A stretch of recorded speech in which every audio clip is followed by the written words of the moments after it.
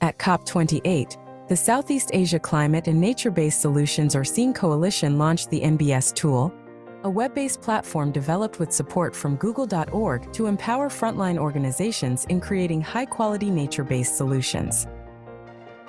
From November 2023 to June 2024, the SEAN Coalition held engagement events in Indonesia, Philippines, Cambodia, and Thailand to introduce the NbS tool and gather feedback.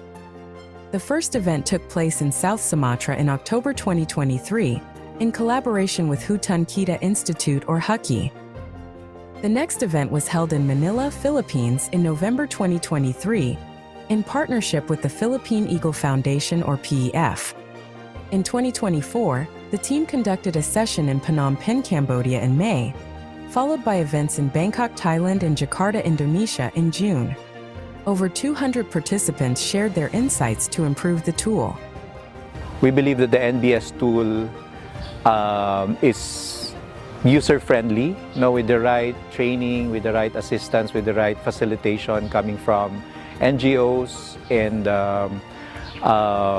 partners, our indigenous peoples, together with the new generation of indigenous professionals can really use the tool.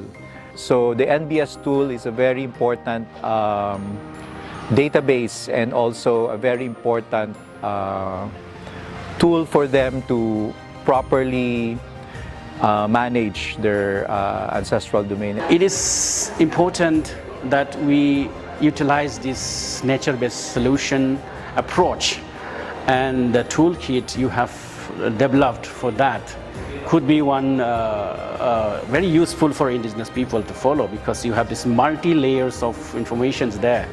So that could be helpful in following the sustainable development that without imbalancing the nature. Harapannya dengan adanya NbS Tools akan mempermudah para penggiat NbS dalam merencanakan dan menentukan wilayah yang tepat, karena dengan NbS Tools kita bisa dengan mudah mendapatkan data yang komprehensif, baik data spasial maupun data sosial ekonomi, karena sudah disediakan oleh NbS. Seperti itu. The insight gathered from this engagement and sharing event will be very instrumental in refining the tool to better serve the needs of the frontline organization. As the SEAN Coalition moves forward, the team will continue refining the NbS tool based on user feedback. With ongoing improvements, the tool will address diverse environmental challenges, empowering local organizations to drive impactful climate action.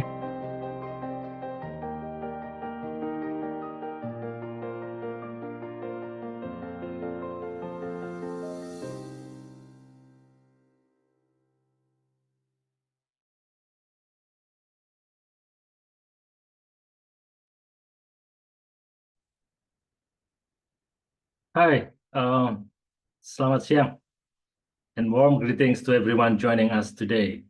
My name is Nirata Samadi. People used to call me Connie. I'm the current chair of the SEAN Coalition and also country director for WRI Indonesia.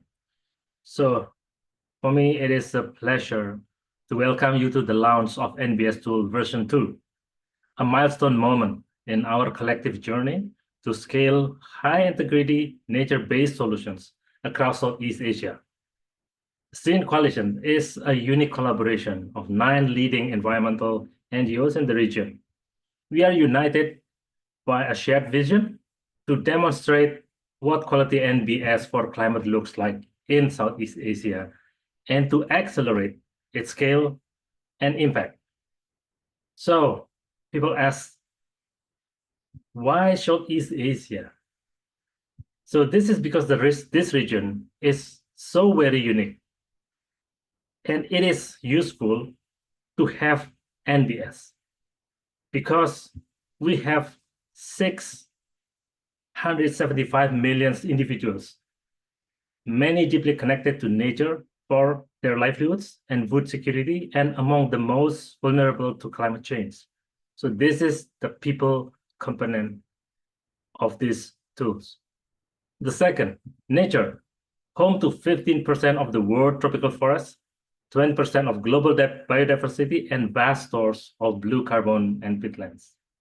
This is the nature component of our works.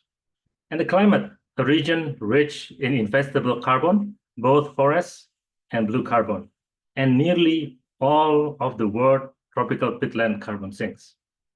This is why the Scene Coalition exists, to harness this potential and deliver triple benefits for climate, for nature, and for the people. We do this through three interlinked work streams. First is the NbS tool, which we are launching today in its second version. It provides spatial analysis, baseline data, and project management features structured around our triple benefit framework to help scope, document, and evaluate NbS intervention effectively. Second is the NbS portfolio, showcasing high-integrity projects from the region, guided by robust quality criteria to ensure the delivery of triple benefits. The last one, the third, is the NbS incubator, drawing on the coalition's expertise and networks to support projects from initial scoping through to design, using the tools and the criteria as the foundation. To all the frontline organizations, project developers, and change makers joining us today, your works is the heartbeat of this movement. You are the ones turning ambition into action and vision into impact. You are restoring ecosystems, empowering communities, and building resilience in the face of climate uncertainty. So as we launch version 2 of the NbS tools, we hope it empowers you even further to scope, design, and evaluate your projects with clarity, integrity, and purpose. This tool is built for you and with you. So thank you for being here, and thank you for being part of this journey. So now, let me hand over to Devi, who will walk us through the exciting updates in NbS tool version 2. Go ahead, Devi. Thank you, Pak Koni, for your opening remark and introduction of the NbS tool. Good afternoon, everyone. My name is Devi Sari. I'm part of the Scene Coalition, leading this development of NbS tool with all of the collaboration coming from 9 organizations. So thank you so much for all coalition partners who make this version 2 are live and happen today. Next.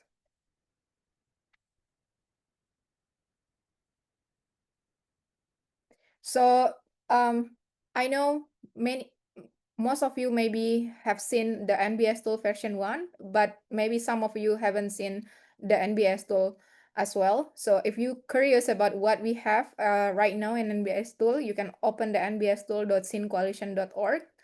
And we launched this tool since December 2023.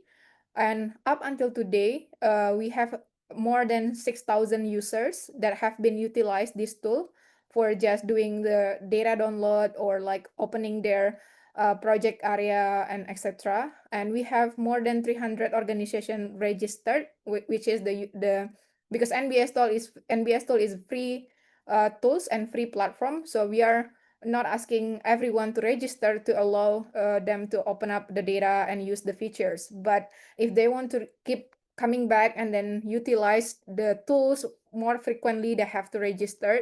So that's why we have the registered user around 300 organizations right now, and we have more than 300 NbS projects scoped using this tool, which is the previous version.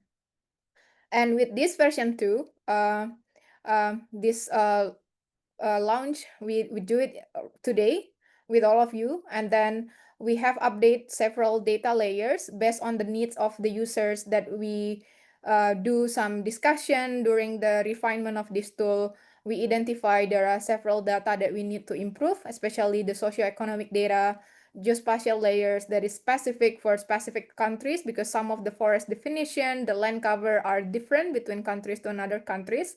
So we need to make sure that because we built this for Southeast Asia, it needs to be fit into the definition of forest and other land use in Southeast Asia. And we also have some thematic data set that is comply with the national standard, because we know that this tool can be also used by our government. So then it should be standardized following their standard. And then we also refine some metrics and assessment for the NbS intervention. So this is the quick look of the current for NbS tool version 2. And next.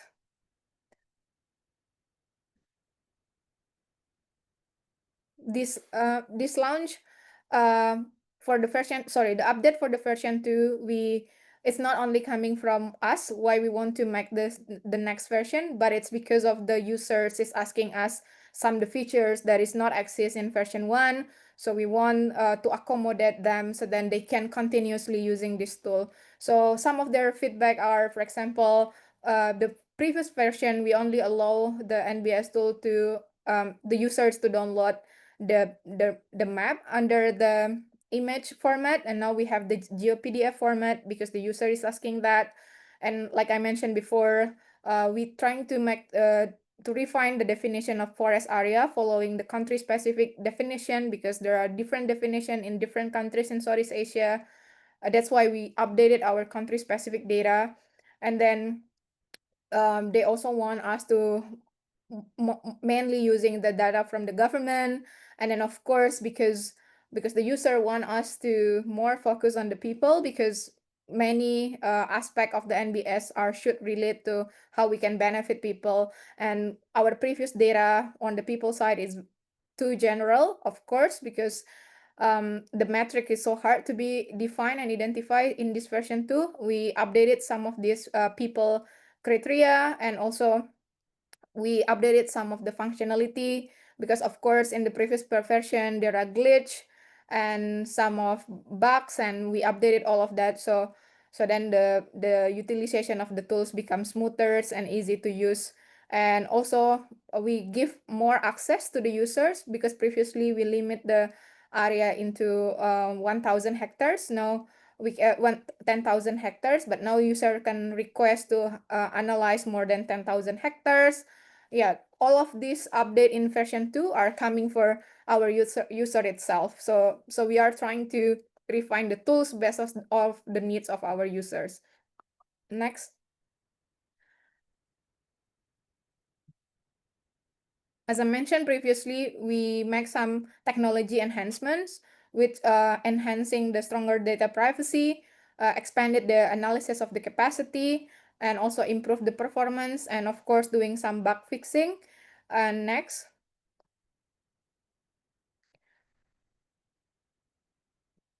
And on the feature itself, we expand the project data download, and because some of the users are not familiar with the type of this tool, we create the interactive guide, so then all the users can be guided to utilize the features. And we have more layer filtering by project area. And also now we have the user activity dashboard, so then the users who register can actually overview their activity within the NbS tool. Next, the last one. So this is the data update, which is we mainly updated the data on the social data, but also on the country specific layers, because this is we seen the most important data layers that people need to have. And yeah, I'm not going to show all of the features and data in this part 1, but you guys can join part 2 to really see what is the data layers, what is how the new features looks like. And please sign up to our part 2, which is tomorrow. Thank you so much. Hand over to you, Gaby.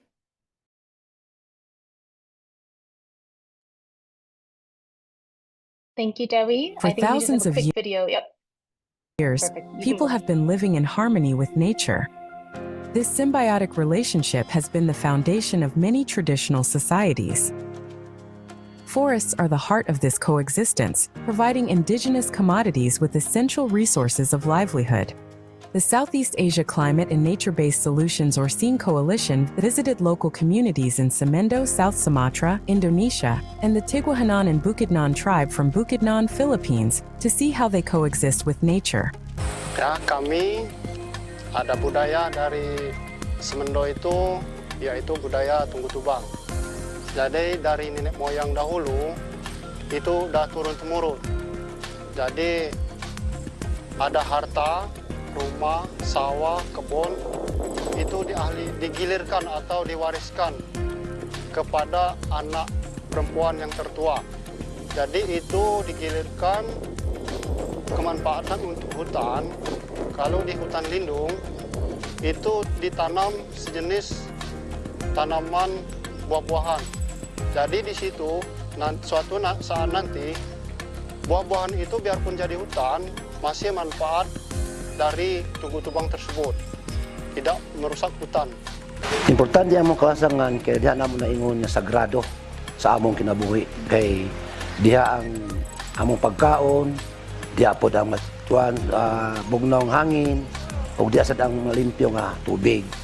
Unya naapo diha nagapuyo ang lain nga mga hayop sama sa Philippine Eagle na diha ang uban pa nga among mga herbal nga diha mi kapanghuha sa among para tambal ay layo sa ospital diha mi kapangkuha busa nga kadaghan sa among mga katigulangan gaabot og 130 ka tuig ang kinabuhi tungod kay diha mi kakuha sa among kalasangan o among kinabuhian.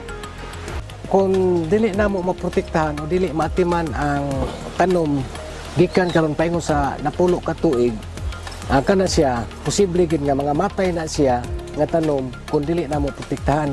Untuk menjaga hutan itu supaya kebun kopi kita itu terlindung dari cahaya panas. Karena itu kalau kopi terlalu panas itu bunga-bunga ini kebanyakan mutu nggak jadi buah. Jadi untuk kegiatan LPHD yang di kawasan hutan, terutama untuk penjagaan hutan, kalau musim kemarau kan terus memantau itu, Bu. Misalnya seminggu sekali dikeliling, itu bentuknya. Tribo nga tigwahanon, pinaagi pud saklan ni bayasog, among suportaran ang kaning atong gibuhat karong pagtanom sa mga prutas o kahoy hantod sa napulo ka tuig kay para siya mulambo.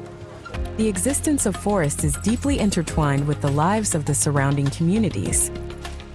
This interconnectedness is particularly evident in South Sumatra and Bukidnon, where the people have long understood and respected the importance of their forest.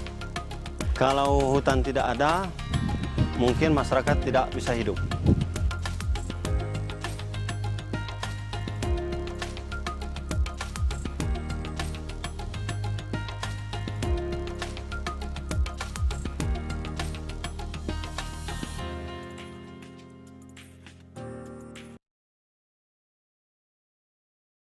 Thank you, everyone. Warm welcome, and again, thank you for joining the webinar for the launch of version 2 of the NbS tool. We are now going to move on to the panel discussion, which is titled Unlocking Impact, the Power of Data Transparency for Nature-Based Solutions in Southeast Asia. I'm Gabrielle Malcolm, and I'm the NbS Partnerships Coordinator for the SEEN Coalition, and I'll be the moderator for this panel today. This session will explore the critical role of open data in advancing integrity nature-based solutions across Southeast Asia. Which are here today, we'll discuss how data transparency can strengthen environmental protection, uphold the rights of Indigenous peoples, and support sustainable development for local communities. I'd like to now introduce our panelists. So first we have Ping Yawar Gana, Senior Research Scholar of Agriculture, Forestry, and Ecosystem Services at the International Institute for Applied Systems and Analysis. Next, we have Ed Ding, Business Development Manager at VANA, and Aji Angoro, Blue Carbon Program Manager at Yayasan Konservasi Alam Nusantara, also known as YAKAN. Today, we have a set of questions already prepared to discuss more about the NbS tool and how open data, once again, can drive impact in this region for nature-based solutions. So I'll go ahead and start since our panel discussion is a short one. So question first for Ping. Ping, we have discussed before, we emphasize the importance of a unified Southeast Asia specific data stack. So this means, data layers for land cover, degradation, biomass, and deforestation risk. what does data integrity mean in the context of nature-based solutions, and why is it so critical? Yeah, thank you, Gabby. Yeah, I'll start with something more from the data or a little bit scientific and not necessarily implementation perspective. I think the importance of data, especially in terms of data integrity, comes from the understanding that nature-based solution is unique in a way that it involves a lot of people. It's very close with people. It's very close with stakeholders who, of course, have different perspectives and different objectives in what they want to achieve from, doing the intervention on the even on the specific similar landscape. So, I mean, a lot of people here using the tool are probably trying to or are motivated by the use of the tool in helping them to acquire carbon financing. But in reality, on the field, this is only one aspect among the many things that people want to achieve from implementing nature-based solutions. They want to, plant trees for, as mentioned so beautifully in the video. Congratulations for that, by the way. They're implementing it for so many different aspects of their lives, to the extent that the information that they use to assess the initial state, as well as the progress and the success of whatever NbS interventions that are being done in their landscapes, varies. And because of that, some people are interested in looking at the carbon sequestration that comes from, tree cover or forest cover. Some people are interested in looking the value of trees, fruits, non-timber forest products that they can obtain, that they can benefit from on the piece of landscape. So, and etc. I can go with other examples of different ways people assess this. So I think it's given that people will require different kinds of information to be able to assess the same landscape, that they will then need to be able to deploy resources or excess resources that are required to fund their activities, to allow their activities to happen. So that to me is the importance of data integrity, is the understanding that people will see the same landscape through different lenses, and that requires it's a challenge from the technical community to be able to provide this different understanding, that this different information to on the exact same landscape. But the next challenge would be then to allow that these different information are compatible, can talk to each other, are comparable, especially when you say, I'm not seeing. It's a very vague idea, this carbon sequestration, no? So to link that with how many monetary equivalent, be it in dollars or pesos or rupiah, and with the well-being of the people, the biodiversity, the nature.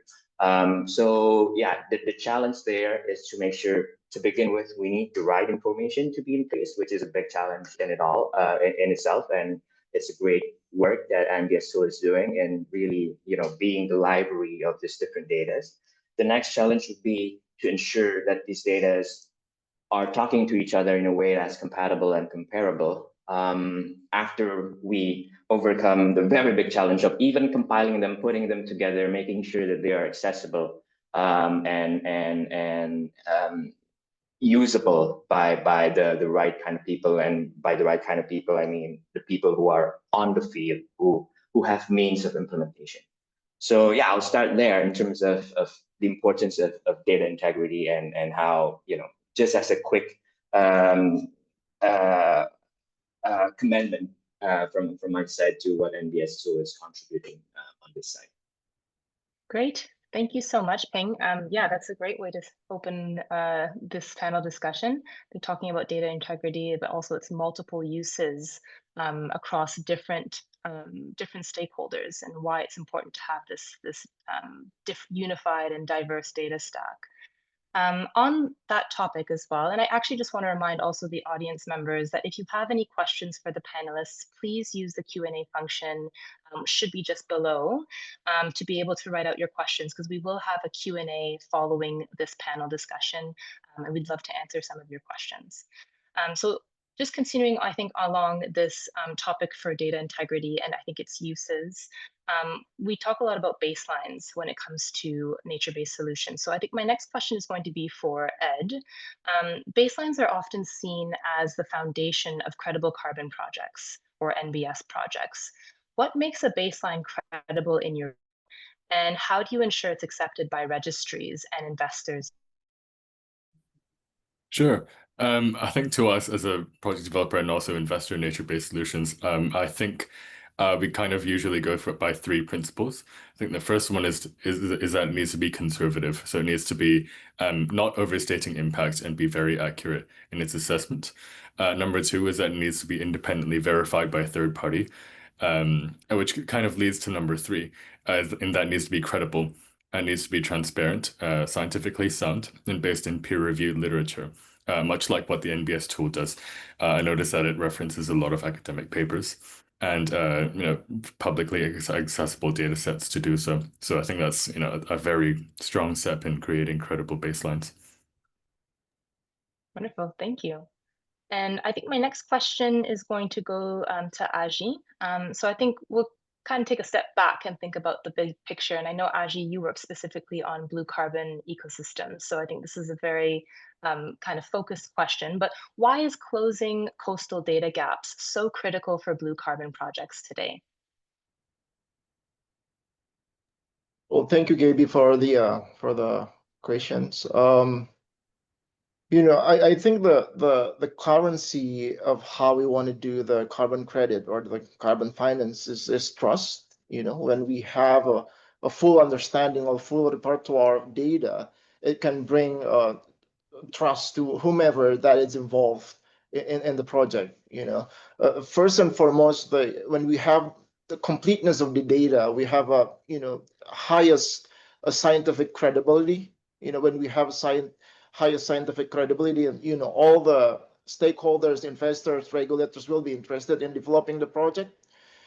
Secondly, when we have a full understanding of the data, the project will be financially feasible.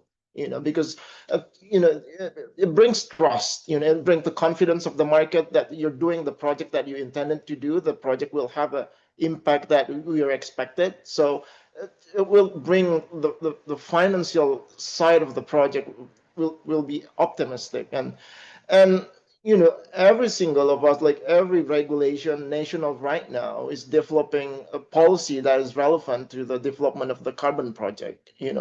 When we have a full understanding of the data, it will help the local or even the international to develop a policy that align with the with the case on the ground. And to be able to develop those policy, data is a very it's the basis, is very important to develop it. And the next aspect is the social legitimacy.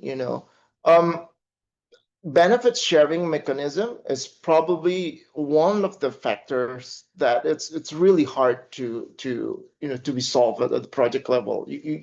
Well, there is an example out there, but it's really case by case basis, right? In order to develop the benefit sharing mechanism, we need to know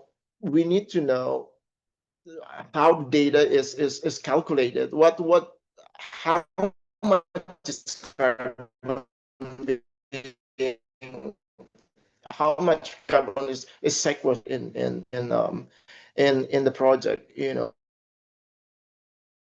Promising potential for the project to be scalable and investable, especially for the blue carbon ecosystem. The blue carbon ecosystem, I think it's one of the very most dynamic ecosystem compared to other ecosystem. I call it this ecosystem in transition because it is located between a terrestrial and an ocean ecosystem. So having a full understanding of data, it's really impacting the success of the project. Fantastic. Yeah, I mean, I think everything that you've spoken to here also goes beyond just blue carbon, but also for terrestrial ecosystems as well. Ensuring that this data is quite important to have just from an investor's point of view, but also again to get that yeah, just that focus in on the projects and being able to explain the benefits of the project to those potential investors, which is quite critical in this NBS space today. So I think maybe still on the topic of investment, I might just jump back to Ed here, because I know that Vana does a lot of project developing and investment as well into NBS projects. Investors often ask about scalability and origination. How does open, spatially specific data help identify new opportunities and accelerate project development? I think Aji spoke to this a bit more, but I'd love to hear your thoughts as well. Yeah, sure. I think it's no secret that scaling is hard for most nature-based projects. It's one of the biggest challenges and the most asked questions. And I think providing a composite open access data platform is like an advanced magnifying glass. It helps us identify opportunities quickly as well. So number one, I'd say is that it cuts costs. So instead of paying for these expensive data subscriptions or on-the-ground surveys, we can use free, high-quality information. It's especially crucial for frontline organizations, so they don't burn through their early stage capital. Number two is that it saves time. You don't need to have a geospatial engineering background to use the tool and manipulate data. So it lets you see opportunities very quickly and at scale. Number three is that it really does supercharge origination, because you can now screen vast amounts of area and pinpoint promising sites for carbon biodiversity. So it really turns a slow manual process into an efficient data-driven one. Thanks, Ed, for those insights. I think that definitely adds to, I think, what Aji's already been mentioning in terms of how this benefits, enabling to show these projects to investors.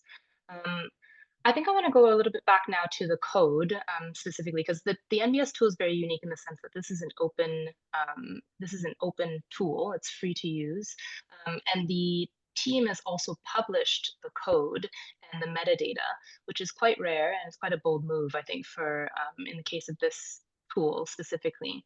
So Ping, maybe I can ask this to you. The Scene Coalition has done it for the NbS tool. How does publishing this code and metadata, how does it support ethnic or free prior informed consent and tenure clarity in practice? Yeah. It's I would say it's not necessarily a direct impact. I would say publication, the complete transparency in terms of the back end of the tool. It might not necessarily lead to. Let's also be aware that these are not necessarily informations that are relevant to the most of the users, right? Like it's not everybody knows how to code and how to examine the code and etc. But what it will really do, and this is actually the heavy lifting, is to empower the community to be more transparent. So it will motivate other service providers, other actors that are probably not necessarily doing the exact same thing in the NbS tool, or even so, doing similar things in different areas or covering different topics, to be doing the same thing. Not just because of a good example, but they're also empowered to do so because of the transparency, because of the enabling condition that has been made possible by the Scene Coalition through the NbS tool. So what it does is it creates this environment, this ecosystem that is very strong and very deeply embedded in transparency. And everything that we mentioned about the needs for good high quality data that is really capable of capturing a very dynamic ecosystem state, and quality data that is credible, that can be monitored, that can be evaluated and questioned, because we are talking about a huge amount of resource that is required to be deployed. Not to mention the complexity of deploying. You invest in a wind farm, one company, that's it, right? You have a lot of contractors and that's pretty much it. But you invest in an NbS project, it's definitely way more complicated because there's so many people involved. So I think what the very important contribution of this, opening up the code is to really contribute to creating this culture, to creating this ecosystem of transparency, I would say. So that I think is a very, very important thing. It's pretty, you can find it a lot in other domains, in the academic domain, and even in the tech domain. The open source community is very strong there, and you can really see the example of what it does, even with those who are worried about competitiveness, worried about not sharing, not revealing their tech secret. Even these kind of community are benefiting a lot from the transparency of the technology. So yeah, I think it's timely to bring it also in the sphere of NbS implementation. Thanks, Ping. Yeah, I think, I mean, talking about data transparency and just more generally, mentioning its benefits, I think is fantastic that you're driving this home for what it means for the NbS community. What does it mean for developers? On the topic of free, prior, and informed consent, and I know that Aji, you also has spoken about this before, and what data transparency means when it comes to being able to implement this with local communities, specific to local coastal communities, maybe in your case. Would you have some more comments to add to what Ping's already mentioned? Well, yeah, thank you, Gabby. Oh, well, the FPIC component, it's easy to say, but I think it's one of probably the hardest things to be done on the field level.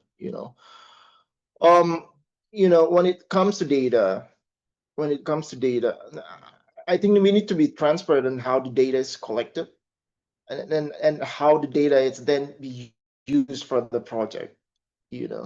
And the local community needs to be able to understand that. They need to know how the data is collected, and then how then it will affect the way that they do things in the field. And as I said earlier, the benefit sharing mechanism will also be reliant upon the data that they're collecting. And I think that from the earlier process of collecting the data, and whether they have the local ecological knowledge, for example, that needs to be embedded in the project. Along the way, the process of collecting data the community needs to be involved on that process. So they know the project, they know the progress of the project, they know whether the project is progressing at that as what it's supposed to.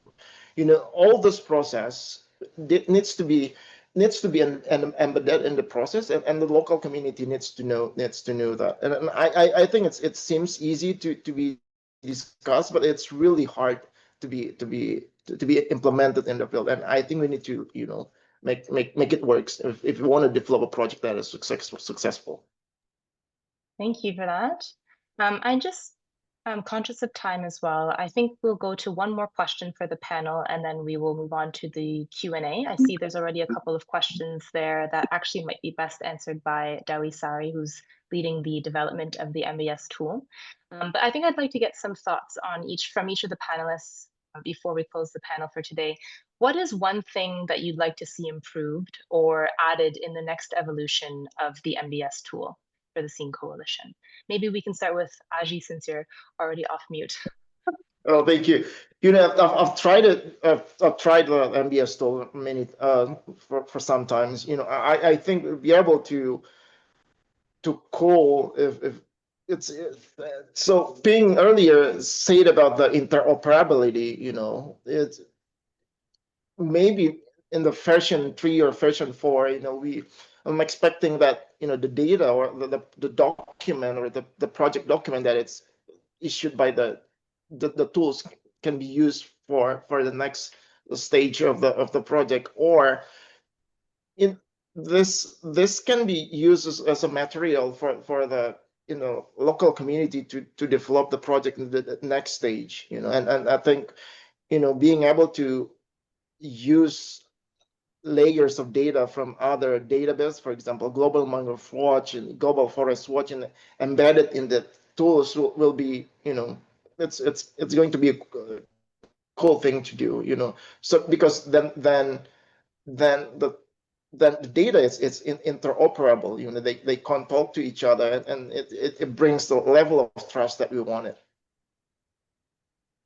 Fantastic. Ed, did you have any thoughts?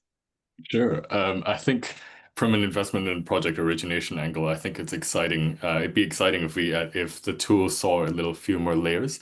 We see a lot of questions posed around things like soil organic carbon, and other baseline related measures. And obviously, I think combined with the advent of large language models, I think there's a huge potential for labor and time intensive processes and project development to be expedited and obviously nature-based solutions accelerated on the ground. Thank you. And lastly, Ping. Yeah, I think a lot of the users are now taking a lot of are benefiting a lot from the tool, especially from the tool making it accessible for people to go into a lot of data sets that are probably previously not necessarily accessible to them. I think it's really interesting to see this reversed. So the users are also coming with a very rich perspective that is actually very essential to ensuring the success of NPS implementation. It will be really great that this knowledge can then be presented to the ones that are generating the data in terms of really understanding that these are the kind of data that are needed. So in generating data sets that are really relevant, that are really addressing the needs of people on the ground. I think NbS has become a nice platform that allows communication between these two data users and data generators. So yeah, if that functionality can somehow be incorporated into NbS tool, that would be really great. Well, I just want to thank all of you again for your insights today. It's been really a really engaging discussion on the benefit of the NbS tool now to nature-based solutions, and also again to the specific project implementation components that we see and challenges that we see currently within NbS. I think Deli's probably taken note on all of these suggestions for future integration into the NbS tool and for future versions. I know that the Scene Coalition plans to continue to develop this tool and ensure that we continue to add more data layers and try again to integrate other aspects that might be beneficial to users in the next versions to come. So I want to thank again the panelists. Maybe just stay on for now in case more questions do come in, but I do have 2 questions from the audience so far that I think are going to be best addressed by Deli. So the first question, Faiz Tantre, how does the NbS tool, how is it being implemented at the regional level, and how effective is the data of the NbS at the ground level, of the NbS tool at the ground level? Furthermore, they want to know if you will share some success stories of the NbS tool on this global, national, and or regional level. I can take it, Gabby, for that question. Yeah, so right now the NbS tool mainly being implemented by, like we discussed before, by frontline organization, which mainly they use. So at first, we really want this NbS tool to be utilized by them to scoping the NbS project, generating pre-feasibility documents, and then, you know, managing some of baseline data and trying to define what kind of intervention that should be applicable in their area. But right now, these tools are used broadly. For example, there are some frontline organization who use this tool to actually just generating the maps for, because they don't have technical capacity to really have GIS people on the ground to really drawing the maps, generating the data. And some of them is also using this tool for them to actually write their impact report. And some of them are using this tool to actually generate some document that they can submit to the government to get like some social forestry permit. Yeah, so at the end, because of we trying to connect the data that is available that generate by many organization out there, but try to translate this data to be easily understand by people who need this information. So at the end, these tools are being implemented in various way by different type of organization or users that using these tools. And for some success story, we use this tool in our NbS incubator as well to do some pre-feasibility studies to make sure that the pre-feasibility, of course, some of the data need to be updated by the frontline organization because, as I mentioned, some of data are not at the landscape level, but mainly in the jurisdiction level. And so they need to improve that data, but at least it can save their time and budget to have understand about feasibility of the NbS in their area. So there are, I think we use this tool to generate like more than 20 feasibility studies that can move forward for another step in our NbS incubator. So that's some key success story that we have at this moment.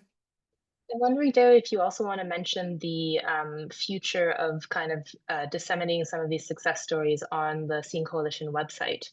I think there's plan to kind of talk more about this on our website and make that available for users.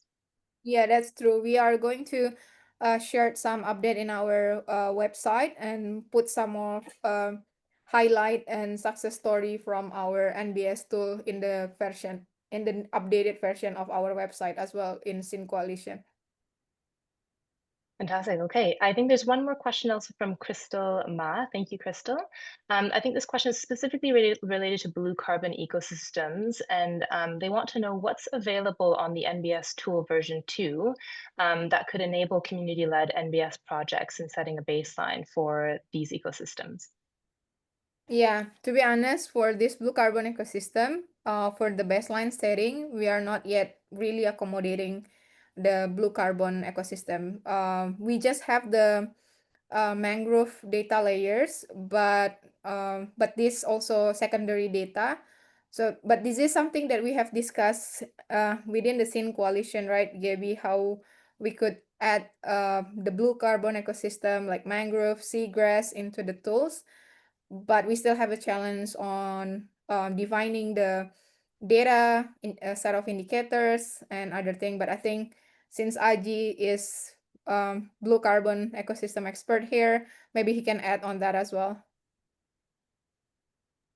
Sure. It's as I said earlier that that blue carbon ecosystem is one of the most dynamic ecosystem compared to other ecosystem.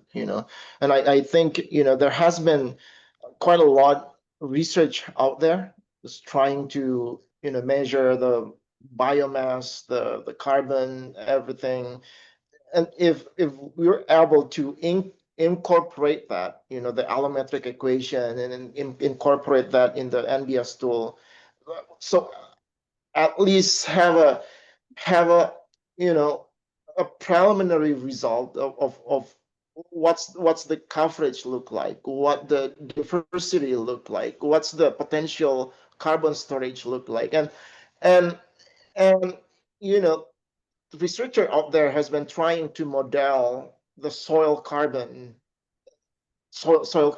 in not just in mangrove or blue carbon ecosystem area. If we're able to incorporate that modeling into the system, the NbS tool, we'll be able to at least have a preliminary result of the soil carbon content in specific area. And then if we want to go more detailed, then we can do ground truthing, collecting more data on the from the site. But at least we have data whether or not the project has a potential to be developed as a carbon project.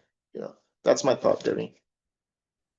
Yeah, I'm hearing a lot around the challenges, especially with blue carbon ecosystems on the below ground biomass, like you've mentioned, the soil carbon component, and ensuring that we can quantify that correctly, because it can be quite dynamic, like you've mentioned as well, Aji.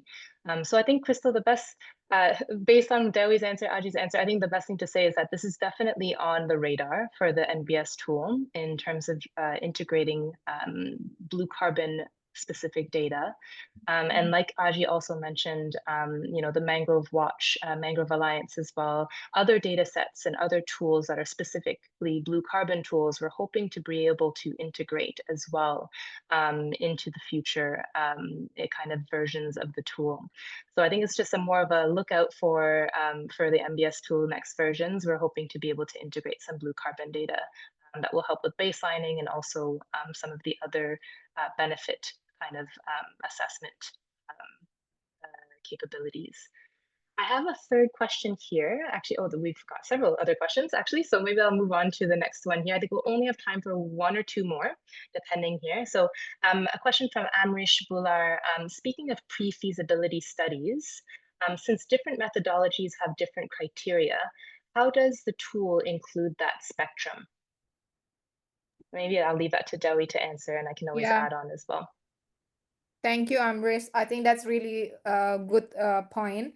And right now, because for this pre-feasibility, we're trying to give some, general overview for the users, what kind of the potential carbon storage, not really like towards the carbon credit that can be generated. Like you said, if we come to that further, it's need because several different methodology, they will have different type of method calculation and deduction. So we mentioned in our pre-feasibility, this is the carbon storage potential using the IPCC standard, and this is the potential impact on habitat using the enhancement of the IUCN habitat data. So we make sort of like a clear disclaimer what is in it, so then users can aware that they still need to do some more assessment and continue to do more feasibility, but they can get a glance just using this tool about what it looks like in their landscape or polygon. Thanks, Dewi. I think there's time for one more quick question, and I think this is specific to the challenges of obtaining the data for the tool, which I think is a great thing to focus back on as well, because it has definitely been challenging. Can you speak to any challenges in obtaining the data? This is an anonymous question. And recommendations for how the NbS tool could be expanded to data-poor environments or countries with low data transparency or discrepant spatial data between sources? Yeah, I will answer this to the last question as well. What will addition on NbS tool on the future version? So yeah, obtaining the data is really the biggest challenge for making the tools like this, especially because we want to make sure these tools are available publicly so they can use this data. And the main challenge is actually to making sure that, because if you see the data, there are a lot of data there, but how we could actually get the data that can give meaningful metrics for measuring the NbS, either baseline or potential benefit, right?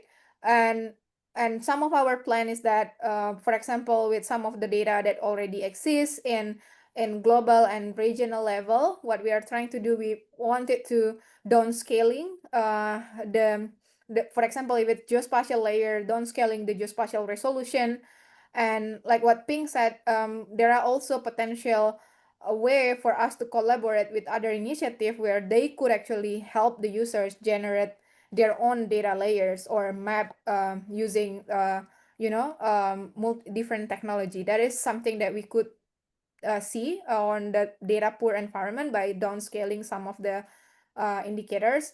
And this is something that we're going to do it for our version 3, which is going to have some of major updates in the spatial data, for example, for the harmonization of data layers across Southeast Asia.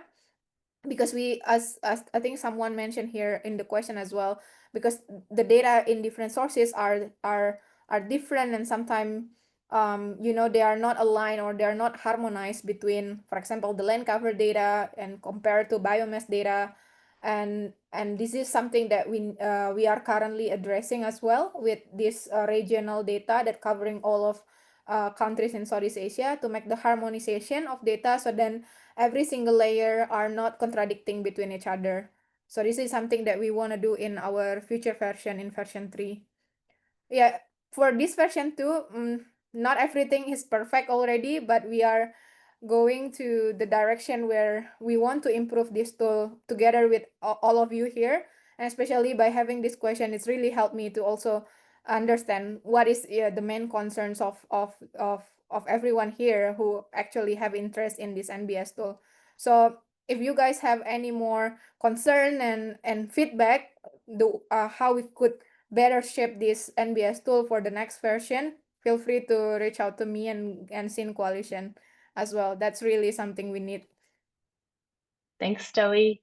Yeah, I think just to add, we are also looking for ways to collaborate with other partners that would have access to some of these data sets that are in more detailed data sets, I guess, for some of these areas.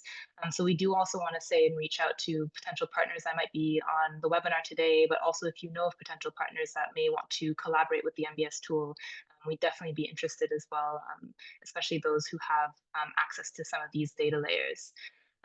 And yeah, like Dewi mentioned, I mean, this is a collaborative effort, and we do definitely need that feedback from the users on how we can improve. And so, like Dewi mentioned, version 2 is not perfect, and I don't think perfection is what we're aiming for, but I think we're just trying to continuously improve ensuring that this tool is accessible to users, but also useful for the development of these NbS projects. So I think that's all the time we have for today. I think any other questions, we'll try to answer those via email. There will be a follow-up email following this webinar that will also ask for your feedback. So please do submit it if you have any more questions or comments on version 2.